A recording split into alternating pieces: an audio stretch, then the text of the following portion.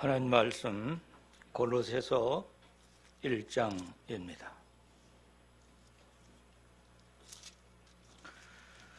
골로새서 1장 11절, 12절, 2절 말씀입니다.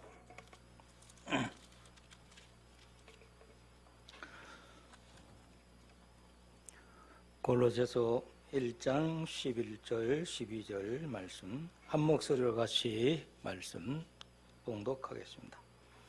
그의 영광의 힘을 따라 모든 능력으로 능하게 하시며 기쁨으로 모든 견딤과 오래 참음에 이르게 하시고 우리로 하여금 빛 가운데서 성도의 기업의 부분을 얻기에 합당하게 하신 아버지께 감사하게 하시기를 원하노라. 아멘. 감사 예물 드리신 분들입니다. 기도하겠습니다. 전능하신 하나님 아버지, 오늘 또 이처럼 새 첫 주일을 맞이해서 하나님 앞에 감사 주일로 예배드리게 하시고 또 이 늦은 시간에 우리 하나님 앞에 부흥회로 또 하나님의 영광을 드러내는 놀라운 은총의 시간 허락하심을 감사합니다. 이 시간 예배 임하여서 귀한 손을 들어서 예물들 드렸사오니 하나님 아버지 일일이 바치시는 손길들을 돌아보시고 주님 앞에 큰 손들 되게 하시고 능력 있는 삶을 사는 아름다운 역사가 결실로 풍성하게 이루어지게 하여 주시옵소서. 감사하고 예수님의 이름으로 기도합니다. 아멘.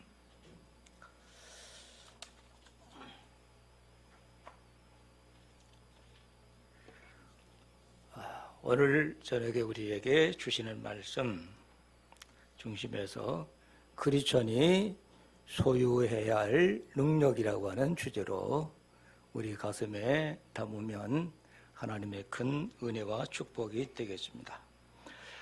우리 현대인들에게 가장 필요하다고 하는 필수품들이 있습니다. 텔레비전이 될 수도 있고요. 스마트폰이 될 수도 있고 각각 가정에서 사용하는 혹은 냉장고 같은 것이 될 수가 있습니다.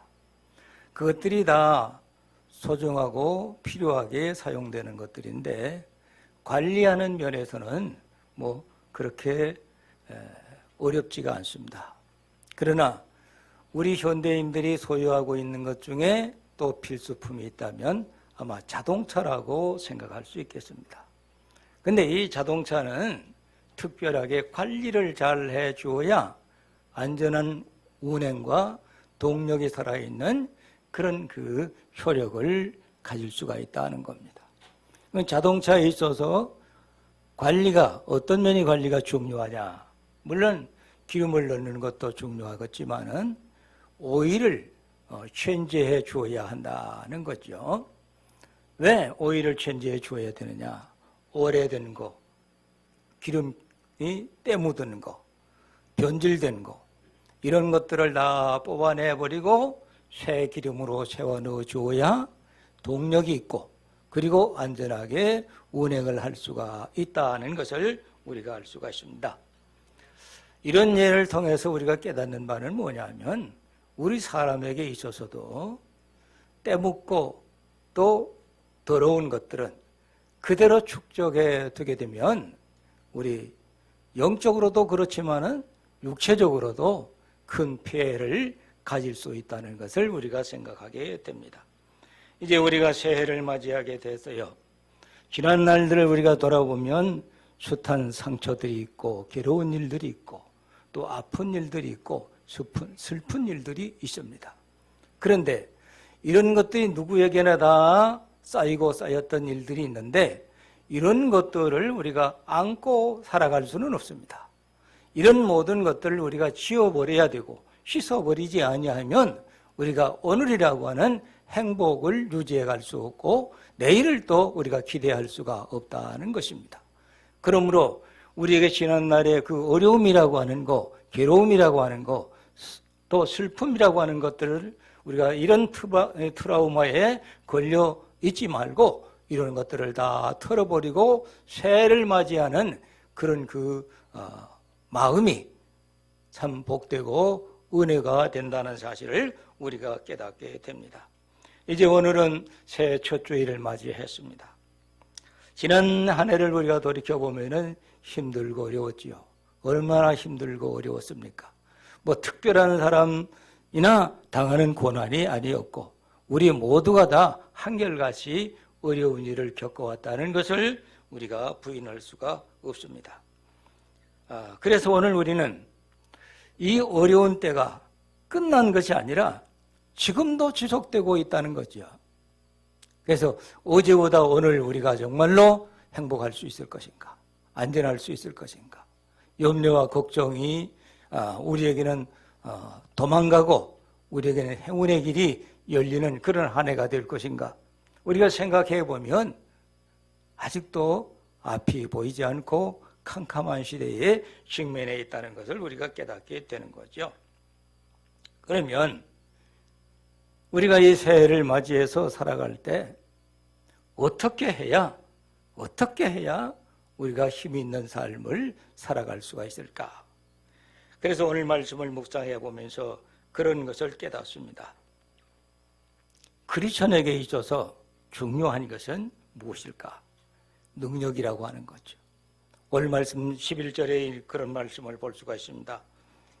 그의 영광의 힘을 따라 모든 능력으로 능하게 하시며 기쁨으로 모든 견딤과 오래 참음에 이르게 하시고 라고 하는 말씀을 발견해 볼 수가 있는데 우리 그리스도인들에게 절대적으로 필요한 것 그게 뭐냐? 우리가 소유해야 될 것이 뭔가? 이 점을 우리가 생각해 볼 때 바로 오늘 말씀에서 보여주고 있는 능력이라고 하는 점입니다. 그러면 이 능력을 우리가 어떻게 소유할 수 있으며 또 어떤 것이 능력이 될 수 있느냐? 능력이라고 하는 것이 그것이 과연 뭐냐? 이 점을 생각해 보면 성경은 말씀합니다.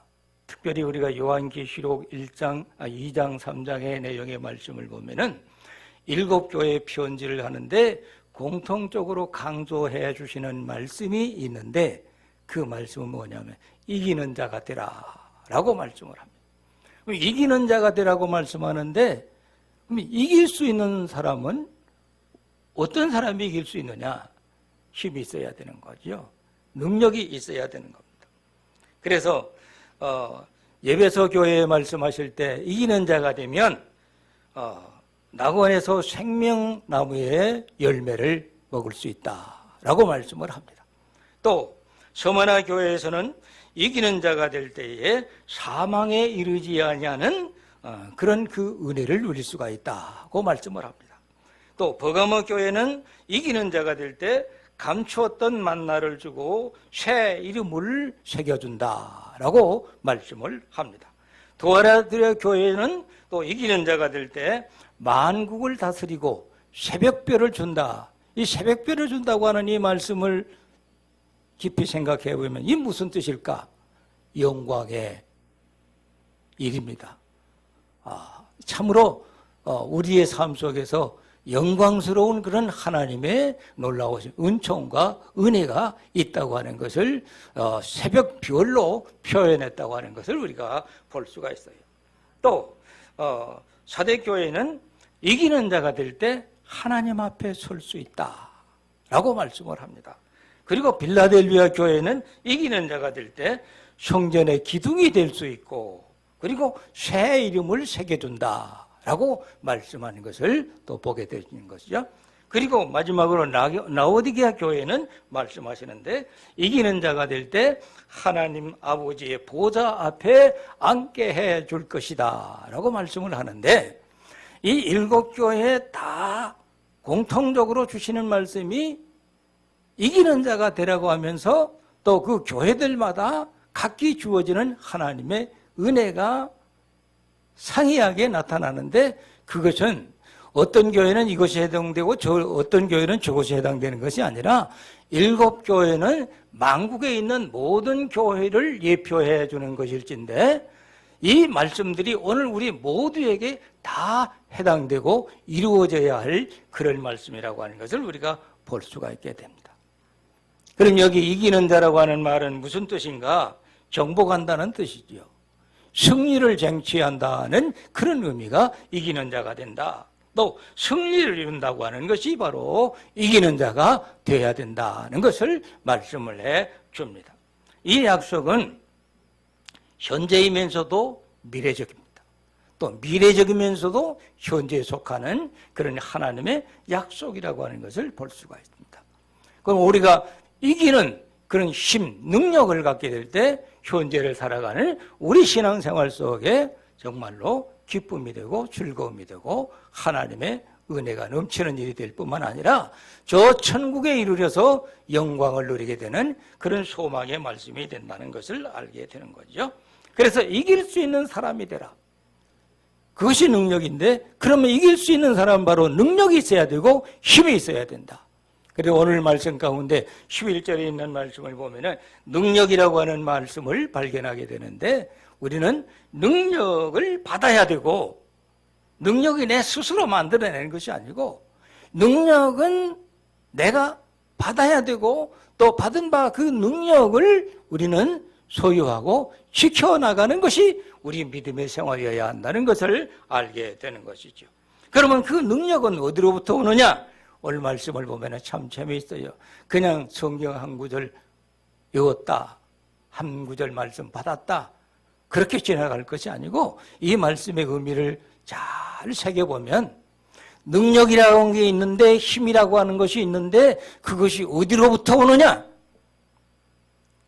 그의 영광의 힘을 따라, 그의 영광의 힘을 따라, 그라고 하는 단어를 우리가 다시 한번 생각해 보세요. 그는 무슨 말입니까? 예수 그리스도, 하나님을 가르쳐서 말씀하는 것이거든요.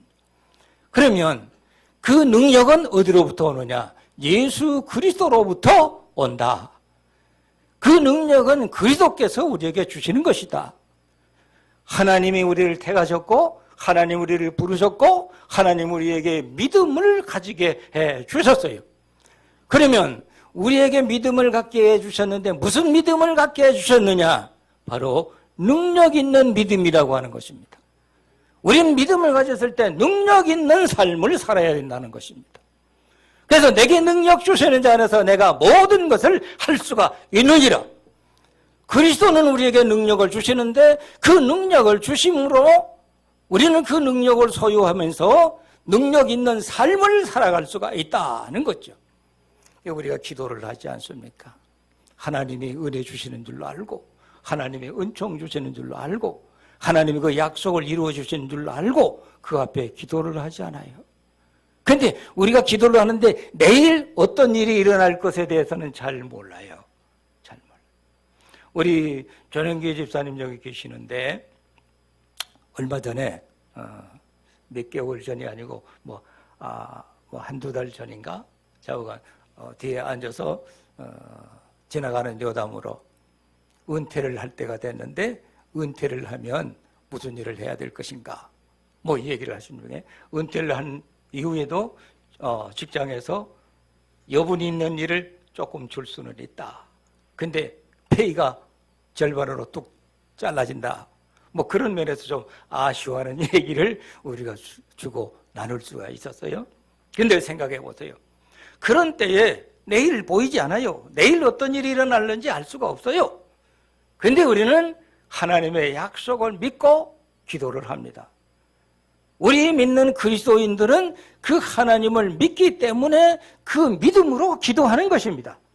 그런데 내일 어떤 일이 일어날지 그것도 알 수가 없어요. 응답이 언제 일어날지 알 수가 없어요. 그런데 하나님은 예비해 주시는 일이 있다는 겁니다. 우리는 그것을 믿으면서 하나님 앞에 우리는 기도하는데, 그 능력을 따라서 우리에게 이루어지고 있다는 것을 우리가 체험할 수 있게 되는 것이죠. 그래서 그의 영광의 힘을 따라, 그의 능력은 영광스러운 것이죠. 영광스러운 예수 그리스도로부터, 하나님으로부터 그 능력이 오는데, 그 능력은 우리의 삶의 수단이 되게 하고, 우리의 기쁨의 수단이 되게 하고, 우리가 행복을 누리는데 수단이 될 수 있는 그런 방편이 되는 것이 바로 하나님의 능력이다라고 말씀하는 것을 볼 수가 있습니다. 그래서 그리스도인이 되면 그리스도인으로서 기본적으로 하나님께서 허용해 주시는 거, 갖추게 해주시는 거, 누리게 해주시는 것이 있는데 그것이 무엇이냐? 능력이라고 하는 것입니다. 개인적으로 생각하면 참 우리가 힘없어요. 나약해요. 그래, 어제 저녁 때는 제가 흥얼거리면서 이렇게 노래를 했어요. 낙심하지 않게 해주세요. 실망하지 않게 해주세요. 절망하지 않게 해주세요. 슬퍼하지 않게 해주세요. 그냥 앉았는데 그렇게 노래가 나와요. 근데 이제 절망할 때에 우리는 어떻게 됩니까? 기쁨이 되게 하시고 즐거움이 되게 하시고 하나님께 영광이 되게 하시고 행복이 되게 하옵소서. 그게 우리 믿음이지 않습니까? 언제나 서나 우리는 하나님 앞에서 소망하는 것이 뭐냐면 슬퍼할 일이 있을 수 있고 절망하는 일이 있을 수 있고 낙심할 수밖에 없는 현실이 우리에게 불어오고 있는데, 그러나 그것에 매이지 말고 그것에 갇히지 말고 우리는 전능하신 하나님을 믿기 때문에, 언약의 하나님을 믿기 때문에, 능력의 하나님을 믿기 때문에 그 하나님 앞에 기도함으로 우리에게 삶의 놀라운 능력의 방편이 역사해서 우리에게 웃음이 나오게 하고 기쁨이 넘치게 하고 즐거움이 넘치게 하고 감사가 넘치게 하시는 역사인 줄로 믿습니다. 그래서 주님은 우리를 부르시고 믿음을 주셔서 믿음으로 살게 하셨는데 기본적으로 능력을 갖추어서 살게 해 주셨다는 거죠. 그러니까 모두가 다 똑같은 현장에서 똑같은 그런 삶을 살게 할 수는 없어요. 안개꽃이 있잖아요. 안개꽃 송이 아주 보잘것없지 않아요. 근데 꽃이에요. 꽃은 꽃이에요. 장미꽃만 못해. 근데 안개꽃이 실망하는 거 봤어요? 절망하는 거 봤어요? 왜 나는 이렇게 작게 만들었냐고 항변하거나 불평하거나 원망하거나 그런 경우를 봤어요? 절대 그렇지 않습니다. 아주 자기 이치에서 넉넉해요. 자만해요. 충분해요. 만족해요. 오늘 우리에게 주시는 하나님의 은혜도 그러한 줄로 믿습니다. 우리 손바닥을 열어보면 손가락이 다 길고 짧잖아요. 왜 나는 이렇게 짧게 만들었느냐 불평합니까? 아니잖아요. 왜 나는 이렇게 가늘게 만들었느냐 이렇게 불평하지 않잖아요. 쟤는 이렇게 크게 만들었는데 왜 이러느냐 그러지 않잖아요. 학교를 다닐 때 기숙사에서 지내면서 샤워 시간이 돼서 이제 샤워실에서 샤워를 해요. 한 10여 명이 모여가지고 이제 샤워를 하는데 어떤 분이 들어오더니 막 이렇게 쳐다봐요. 또 이렇게 쳐다봐요.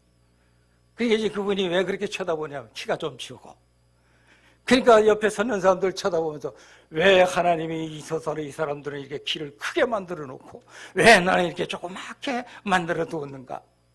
뭐 불평 비슷하게 농담을 해요.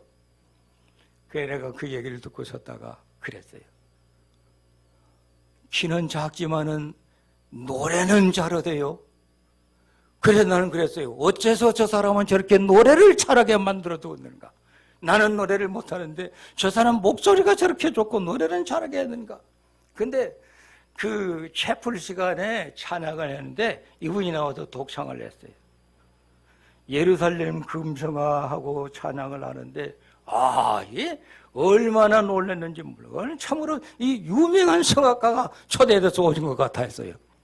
근데 그 노래를 부르고 나니까 총장님이 나오셔서 하시는 말씀이 우리 학교에 저와 같은 음악을 잘하시는 분이 계시는 줄로 몰랐다고.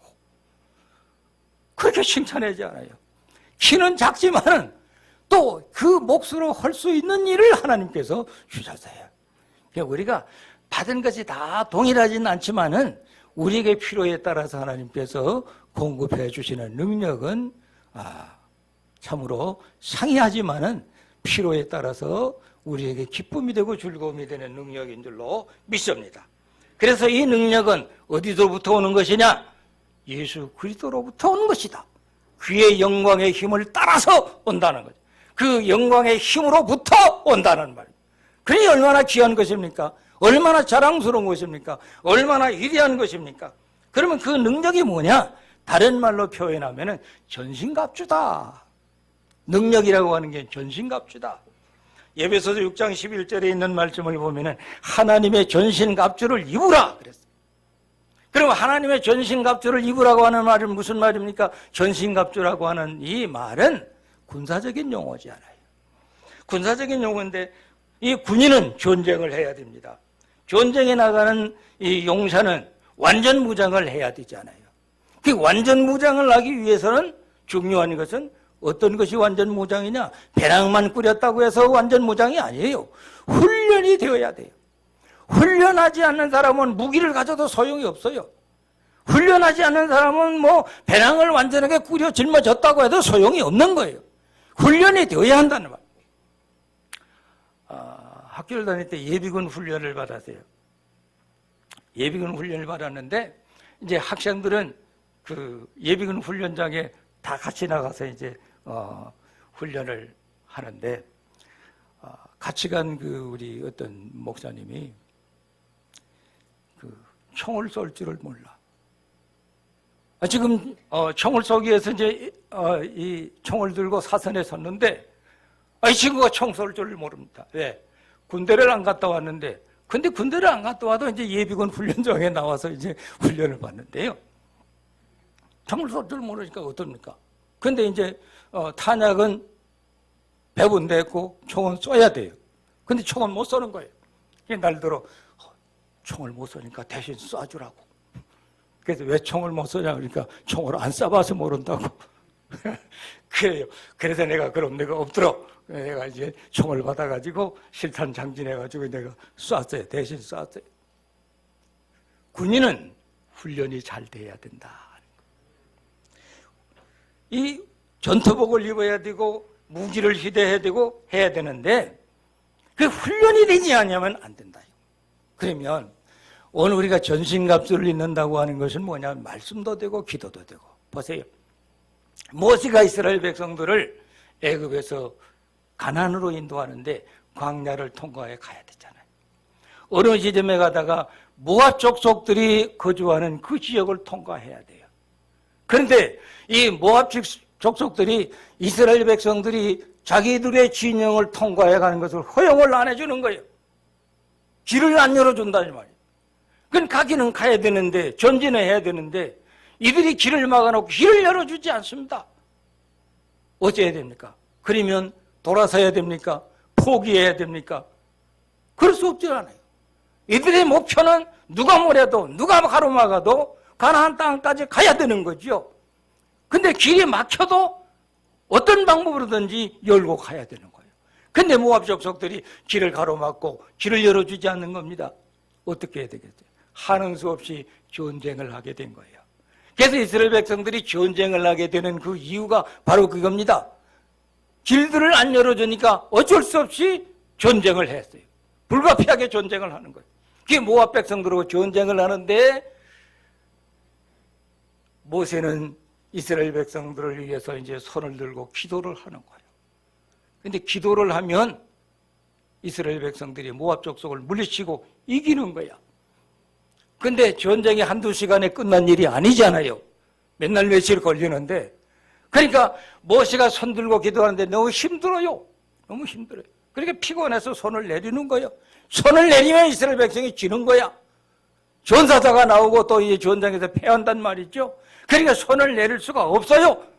그래서 모세가 높은 산 꼭대기에 올라가서 손을 들고 기도를 하는데 손이 내려오지 않아야 되잖아요.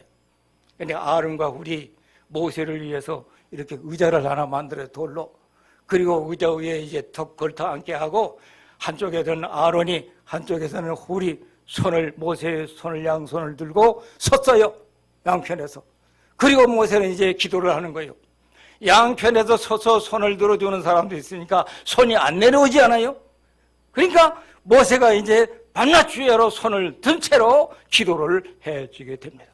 그래서 이스라엘 백성들이 모압 족속들을 물리치는 그런 승리의 역사가 있어서 길을 들고 나아갈 수가 있었다 하는 것입니다. 여기서 우리가 깨닫는 바는 뭐냐? 기도가 무기라고 하는 겁니다. 기도가 전신갑주라는 사실입니다. 또 우리는 어떻게 기도를 합니까? 하나님의 말씀에 근거해서 기도를 하는 거예요. 하나님의 말씀은 약속입니다. 이렇게 하라고 하는 겁니다. 이렇게 보장해 주신 것입니다. 그러므로 우리는 그 약속의 말씀을 의지하고 우리가 기도를 하는 거예요. 근데 조금 전에 보니까 지난 우리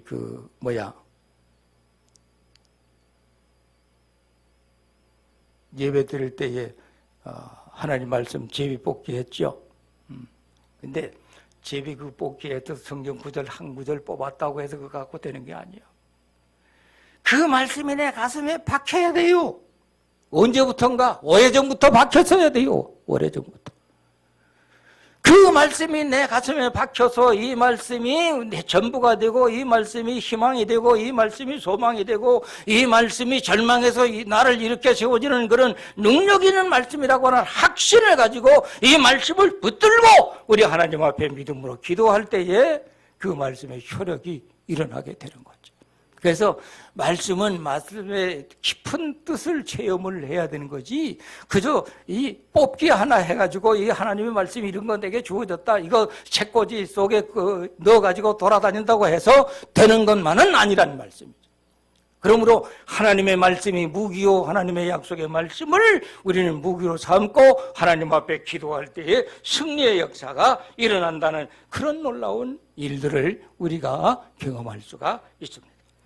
다윗과 골리앗이 전쟁을 합니다. 골리앗은 전력이 갖추어진 유명한 장군이에요. 그는 키가 크고 아주 거대한 인물입니다. 거기다가 그 무기를 갖추었는데 그는 칼과 창과 단창을 갖고 갑옷을 입었어요. 그런데 다윗은 그 골리앗과 싸워야 되는데 다윗이 갖추는 무기는 어떻습니까? 막대기 하나밖에 없어요. 거기다가 키도 조그마해. 아주 작아. 군사적인 훈련이라는 건 한 번도 해본 일이 없어요. 근데 골리앗이 그 다윗이 자기와 전쟁하기 위해서 막대기 하나 들고 오는 그 모습 꼴을 보고는 얼마나 기가 차겠어요. 여기에 나오고 싸우겠다고. 그래서 내가 나를 개로 알고 막대기 하나를 들고 오느냐? 비웃고 핀잔을 줍니다. 그러니까 다윗이 그때 뭐라고 말합니까? 너는 칼과 창과 단창을 가졌느냐? 그리고 갑옷을 입었느냐? 나는 비록 막대기 하나밖에 없지만은 만군의 여호와 하나님의 이름으로 내게 나간다. 싸워보자. 누가 이기는 싸워보자. 그리고 이 다윗은 이 물맷돌에다가 물매 이 막대기에다가 돌 하나를 끼워가지고는 던졌어요. 골리앗의 이 말을 간통을 했어요. 골리앗이 쓰러지고 말았다는 사실이 그 유명한 성경에 이르는 그런 사건 아닙니까? 뭡니까? 하나님의 능력을 믿는 거죠. 하나님을 믿는 신앙, 신뢰감, 그 하나님의 약속을 믿는 그 믿음으로 기도할 때에 하나님께서 승리하게 해 주셨다는 사실을 우리가 깨닫게 됩니다. 예수님께서 사역에서 가장 중요한 중점은 어디에 있었느냐? 우리가 성경을 읽어보면서 예수님의 공생의 사역은 3년 기간이잖아요. 3년 동안에 하신 일들이 어떤 일이 중요하냐? 병 고치는 일도 있었고 기적을 행하는 일도 있었고 뭐 각가지 역사가 있었는데 보다 더 중요한 것을 놓치면 안 됩니다. 그게 뭡니까? 12 제자를 훈련시켰다는 데 있는 거예요. 기적과 이적을 행하는 일에 대해서는 그건 지엽적인 거예요. 중요한 것은 예수님께서 12 제자들을 훈련시켰다고 하는 사실. 그 훈련시키고 최종적으로 부탁하신 말씀이 볼지어다. 너희는 가서 모든 민족으로 제자를 삼아 아버지와 아들과 성령의 이름으로 세례를 베풀라. 내가 너희에게 분부한 모든 것을 가르쳐 지키게 하라. 내가 세상 끝날까지 너희와 함께 하리라. 그걸 믿어야 돼요. 이 험악한 세상에서 나와 함께 하시는 이가 누군가? 예수 그리스도께서 함께 하신다고 하는 이 사실을 믿는 믿음이에요. 환난이 있어도 고통이 있어도 고난이 있어도 어려운 시련이 있어도 절망할 수 있는 일들이 눈앞에 엄습해 온다고 할지라도 훈련되어지는 사람은 이를 뚫고 이를 물리칠 수 있는 능력이 있는 그 믿음이 있어야 된다는 말입니다. 그러니까 예수님께서 12 제자들을 훈련시키는 것은 바로 이 문제예요. 어떤 일에도 낙심하지 않냐고 실망하지 않냐고 좌절하지 않는, 그리고 세상 끝날까지 이 복음을 전파하는 또 땅끝까지 하나님의 말씀을 전파하는 이 사명을 감당하게 하는 데 있었다고 하는 것을 우리가 깨닫게 됩니다. 그래서 그리스도인이 해야 할 일은 뭡니까? 우리가 해야 할 일은 무엇일까요? 집도 사야 되고 논도 사야 되고 밭도 사야 되고 회사도 잘 돼야 되고 뭔가 성공적인 일들이 다 잘 돼야 되겠잖아요. 그러나 또 따지고 보면 이거 다 지엽적인 거예요. 뭐가 잘 돼야 되느냐? 예수 그리스도의 복음이 땅끝까지 전파되는 이 소중한 사명, 이것이 이루어져야 된다는 것. 이것을 가로막으려고 하는 일들이 우리 주변에 얼마나 많이 일어나고 있습니까? 지금 우리가 살아가는 이 시대에 참 무서운 일은 뭐냐면, 미국에서 지금 우리가 선거를 들여다볼 때 대통령 선거를 했잖아요. 근데 우리나라의 모든 언론의 얘기를 들어보면은 미국의 대통령이 당선자가 확정이 된 것처럼 얘기했잖아요. 근데 미국의 내용의 언론의 결론적인 것을 보면 아직 당선자가 확정되지 않았어요. 네, 부정선거 문제 때문에 이거 휩쓸려서 아직 결정이 안 됐어요. 근데 왜 이런 얘기를 하느냐 하면, 자칫하면 미국의 민주주의를 잃어버리는 시대가 온다. 미국이 없어지는 시대가 온다. 사회주의, 공산주의 시대가 되어져 버릴 수 있는 그런 상황에 부딪힌다. 그래서 일부 이 미국에서 이 민주주의를 잃어서는 안 된다. 미국을 잃어버려서는 안 된다. 무슨 얘기입니까? 하나님의 말씀이 없는 시대, 복음이 없는 시대가 되어져 버리고 있다는 거죠. 그러면 우리나라에서는 어떻습니까? 요전에도 말씀드렸던 것 같이 우리나라의 국회의원들 수백 명인가? 수십 명인가? 수백 명인가?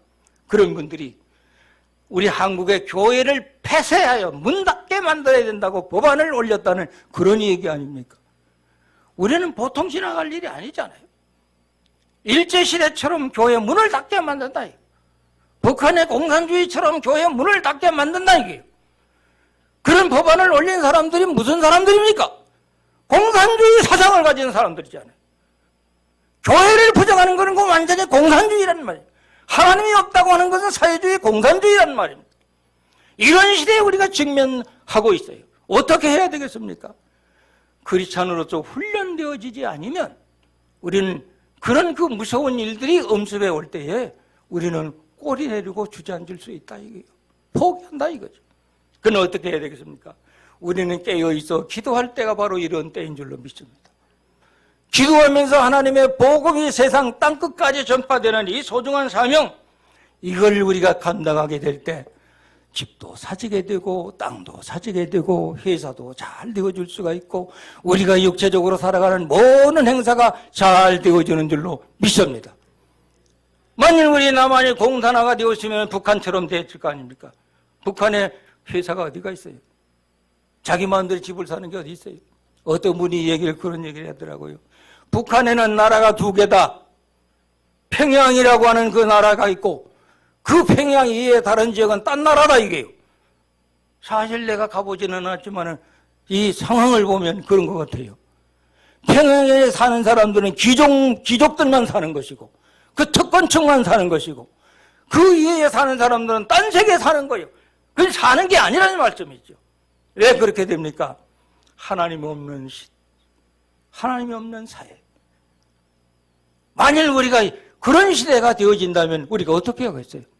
우리는 지금 길을 열고 눈을 들어서 주변을 돌아다보면 그런 예를 우리가 우려하지 않을 수가 없다는 것입니다. 그러므로 이 세상에 복음이 전파돼요. 하나님의 복음이 전파되어야 한다는 것. 복음 전파되지 않는 곳에는 우리 인간의 행복이 없어요. 우리 인간의 삶이 보장이 안 된다는 말입니다. 하나님의 말씀으로 이 세상을 복음화되어질 때에 복음 있는 곳에 우리 개인의 영광도 드러나게 된다는 겁니다. 이게 하나님의 약속이고 하나님의 축복입니다. 우리 오전 시간에 우리 목사님 기도하시고 말씀할 때 학개서를 얘기하잖아요. 저도 한 이틀 전에 학개서를 읽었어요. 얼마나 두렵고 무서운지 몰라요. 하나님 없는 시대가 어떻게 됐어요? 형편없이 망해갑니다. 먹을 것도 없어요. 마실 것도 없어요. 얼마나 무서운 그런 시대입니까? 하박국도 그래요. 그러므로 우리에게 필요한 것은 뭐냐? 하나님의 말씀이 살아있어야 되고 하나님의 복음이 전파되는 역사가 바로 이게 무엇입니까? 그리스도의 능력으로 무장을 할 때에 우리는 복음 전파하는 놀라운 힘을 가질 수 있다는 것을 우리가 깨닫게 됩니다. 그래서 오늘 11절에 있는 말씀을 보면 그의 영광의 힘을 따라 모든 능력으로 능하게 하시며 기쁨으로 모든 견딘과 오래 참음에 이르게 하라 라고 말씀을 합니다. 그러면 왜 그리스도의 능력이 우리에게 또 필요한가? 에베소서 6장 10절로 13절에 있는 말씀을 보면은 이렇게 말씀을 합니다. 그리스도인으로서 강하기 위해서 그리스도인에게 능력이 필요하다. 또 마귀 사탄을 대적하기 위해서 그리스도인으로서 능력이 갖춰져야 된다.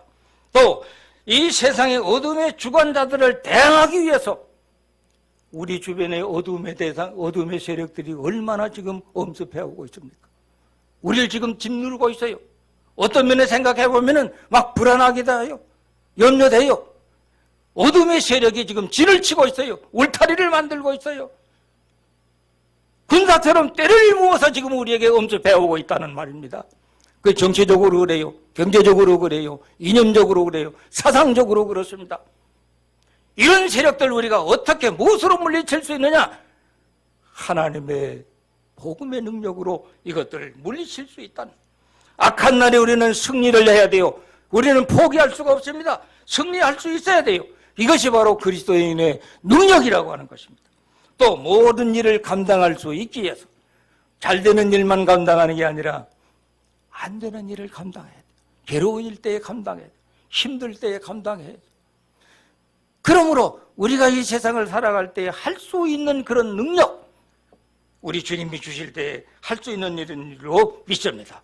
또 믿음에 굳게 서기 위해서 우리는 굳게 서는 믿음을 우리가 감당하기 위해서는 능력을 갖춰야 된다라고 말씀을 합니다. 중요한 것은 또 영을 분별할 줄, 영 분별을 할 줄. 우리 신앙생활하면서 영 분별하라. 요한일서 1장 1절에 말씀을 합니다. 영 분별하는 신앙이 되라고 말씀합니다.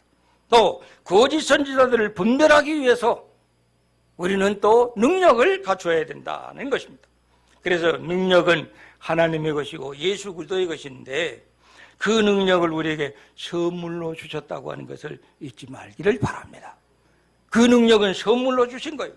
또 그 능력은 하나님의 약속이고 우리에게 믿음으로 승리를 하기 위해서 그 약속을 주셨고 또 그 선물을 주셨어요. 그래서 그리스도인은 능력으로 승리를 해야 되는데 중요한 것은 마귀의 세력을 물리치기 위해서 예수님께서 공생애를 시작하기 맨 처음에 하신 일이 뭡니까? 40일 동안 금식하며 기도했잖아요.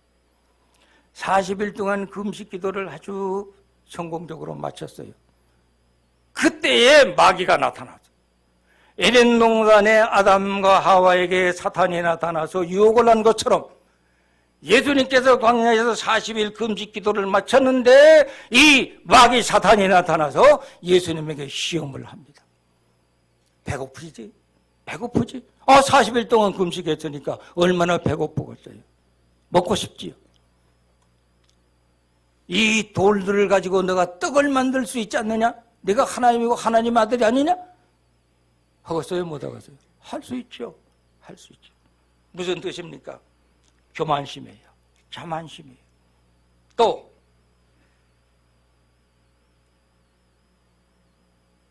우리가 신앙적으로 영적으로 자만심을 가지고 교만심을 가지게 되면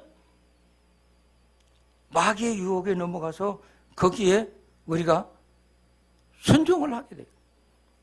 내가 하나님의 아들이냐, 이 돌들 가지고 떡을 만들어 먹어라. 야, 이놈아, 내가 그거 못할 줄 아느냐? 내가 할 수 있다. 한다 이거예요. 그래서 돌을 가지고 떡을 만들었으면 어떻게 되겠어요? 예수님 마귀의 종이 되고 마는 거죠. 그때 예수님은 어떻게 물리칩니까, 마귀를?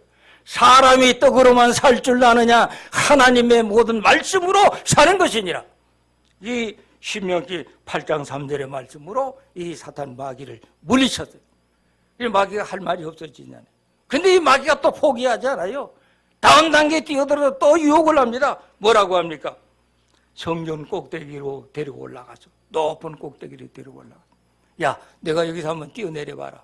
뛰어내리면 내 발이 저 돌뿌리에 떨어져도 부딪혀도 상하지 않냐고, 깨지지 않냐고, 상처도 안 난다. 할 수 있지 않느냐?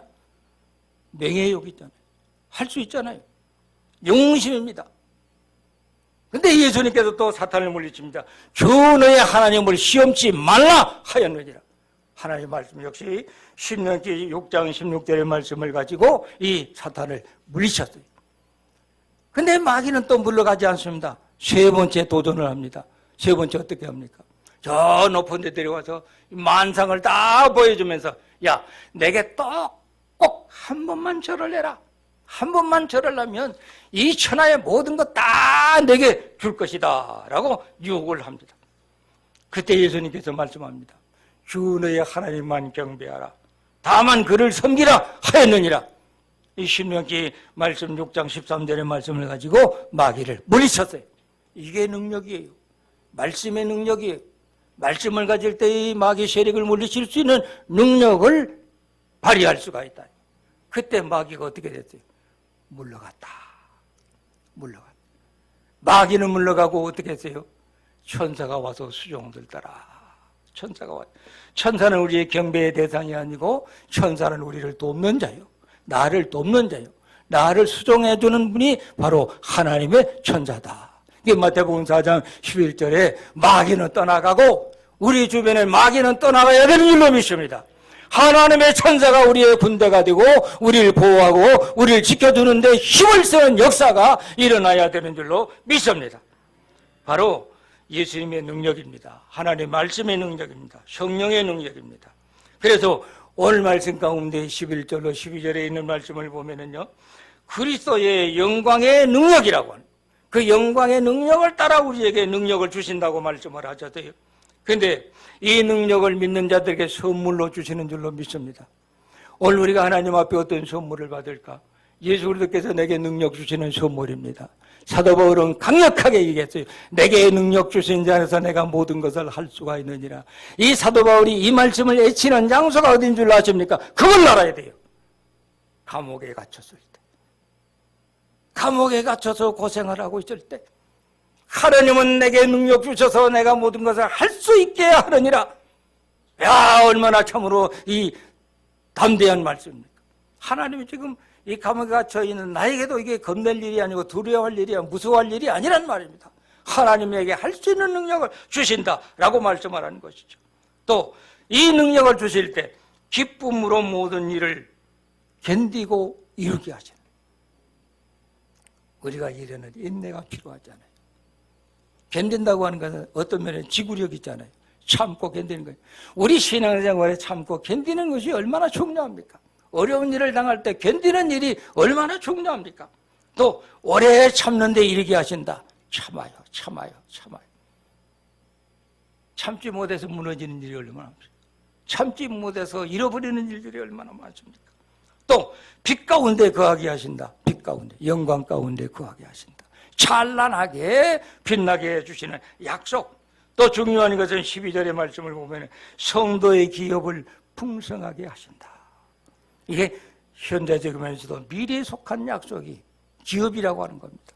기업은 현재 우리의 현실일 수도 있고 미래의 것일 수도 있는데 우리 성도라고 하는 이름 자체가 하나님의 기업입니다. 우리 믿는다고 하는 믿음의 일 자체가 하나님의 기업이라고 하는 거죠. 그러니까 내 기업이 아니고 하나님의 기업이라고 하는 거죠. 하나님의 기업일 때 내가 망할 수 있어요? 안 망하는 거죠. 왜? 하나님의 것인데 왜 망합니까? 그러므로 하나님의 놀라우신 은총이 우리에게 이와 같이 보장된다는 것을 약속을 해 주셨습니다. 그래서 성령의 능력은 하나님 아버지의 약속하신 것이죠. 신약 성경에 강력하게 주장하고 약속하시는 말씀이 능력이라고 한 거죠. 그래서 예수님은 고난이 눈앞에 올 때에 성령의 능력을 받으라고 말씀하시고, 또 죽었다가 부활하신 이후에 제자들 만나서 끝으로 분부하시는 말씀이 성령의 능력을 받으라, 성령 받으라 라고 말씀을 합니다. 다시 말하면 내가 성령으로 임하여 너희 가운데 올 때에 너희가 나를 영접하고 받아들이라, 바로 이것이 능력이라고 하는 사실입니다. 그러므로 예수 믿는 우리 크리스천들에게 능력을 주시는데 우리는 믿음으로 그 능력을 받는 줄로 믿습니다. 그 능력을 믿습니다. 그 능력을 내가 원합니다. 그 능력을 내가 받아들입니다. 그것이 무엇입니까? 하나님의 말씀의 능력입니다. 기도의 능력입니다. 순종의 능력입니다. 이걸 절대적으로 믿고 흔들리지 않는 그런 능력이 바로 믿음의 능력인 줄로 믿습니다. 이 능력이 내게 능력이 되게 하기 위해서는 내 안에 내가 죽고, 내 안에 내가 죽고, 오직 예수 그리스도의 성령이 내게 주인이 되어 주셔서 나를 주관하는 그런 역사가 우리 금년 한 해에 이루어지는 삶이 되기를 주님의 이름으로 소망합니다. 기도하겠습니다. 전능하신 하나님 아버지, 우리가 세상에 사는 인생으로서는 한없이 연약하고 또 부족하고 불쌍한 존재이지만 우리를 하나님께서 예수 그리스도 안에서 선택받게 하여 주시고 구원받는 하나님의 자녀로 삼아 주신 것을 감사합니다. 이제 우리가 믿는 그리스도인으로서 능력 있는 삶을 예수 그리스도의 이름으로 우리가 살아갈 수 있는 삶이 되게 하여 주시옵소서. 이 능력 있는 삶을 통하여 우리가 금년 한 해를 살아가는데 모든 고난을 물리치고 시련을 물리치고 환난을 물리치고 두려움과 불안한 것을 다 물리치고 또 어두움의 세력들을 다 물리치고 하나님의 빛된 영광이 우리를 더욱더 빛내게 해주시고 하나님 아버지 앞에 은혜와 축복된 삶을 감당할 수 있는 그런 능력 있는 생활 되게 하여 주시옵소서. 예수님 이름으로 기도합니다. 아멘.